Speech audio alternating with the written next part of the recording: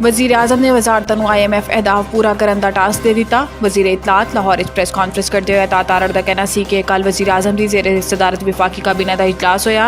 हर वज़ारत को कलील मुद्दत, वस्त मुद्दत ते तवील मुद्दत अहदाफ दिए गए। इन्हों का कहना सी कि वज़ीर आज़म ने वज़ारतों को अहदाफ के मुताबिक टास्क दिते ने। हर वज़ारत को हकीकत मबनी अहदाफ दिए गए। टैक्नोलॉजी के जरिए वज़ारतों की कारकर्दगी को जांचा जाएगा तो काबीना इजलास वज़ारतों तो जवाब तलबी की जाएगी।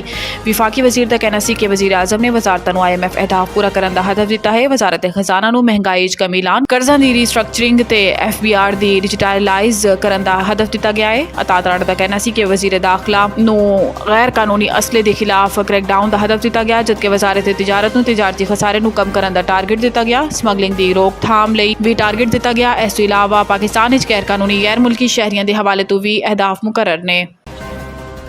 IMF तो नया प्रोग्राम बिजली गैस महंगी ते नए टैक्सिस हुकूमती यकीन दहानी। पाकिस्तान बैन अवी मालियाती इदारे $3 अरब की स्टैंड बाय अरेंजमेंट प्रोग्राम के खत्म होने $7 अरब तो जायद मालियत का 3 साला नया एक्सटेंडिड फंड फैसिलिटी प्रोग्राम मिलन की तवक्को है। इसलिए हुकूमत ने बिजली गैस टैरिफ वधान ते नए टैक्स इकदाम उठाने की यकीन दहानी करा दी, जबकि IMF के क्लाइमेट फाइनेंसिंग लई मुज़ाकरात का भी अदनिया दिता ते कर्ज के मौजूदा दस्तियाब कोटे इजाफे की भी तवक्को है। इस नए प्रोग्राम लई दरखास्त आइंदा माह दी जाएगी। वज़ारत खजाना ज़राए का कहना है कि IMF ने 3 साला कर्ज प्रोग्राम लई मुज़ाकरात 2 तो 3 माह जारी रहने का इम्कान है ते आइंदा माली साल 2024-25 का बजट भी IMF की शराइत के मुताबिक तैयार करना होगा। लखा फर्जंदाने इस्लाम अज एतकाफ बैठनगे। लाहौर बादशाही मस्जिद समेत कई अहम मसाजिद इज्तमाही एतकाफ लई तैयारियां मुकम्मल कर लीतियां गई। इज्तमाही एतकाफ के दौरान मुतकफीन लई दर्स कुरान और हदीस से शरई मसाइल तो आगाही लई तरबियती नशिस्तां का भी एहतमाम किया गया।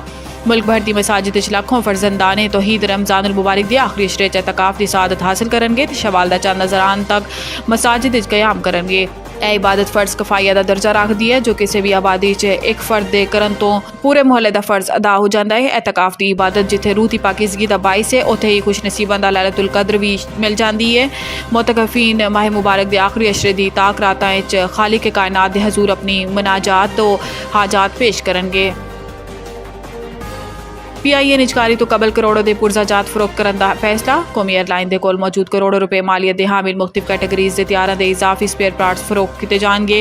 त्यारां के फरोख्त किए जाने वाले पुरजा बोइंग 737, बोइंग 707, फोकर ते सीसना त्यारां के इजाफी पुरजा की फरोख्त लई टेंडर जारी कर दिता गया। इन्हां त्यारां के इजाफी पुरजे कई सालों तो PIA के स्टोरेज मौजूद सन। PIA इंतजामिया के मुताबिक जिमें जिथे की बुनियाद ते पुराने त्यारां के पुरजे फरोख्त लई पेशकश तलब ने।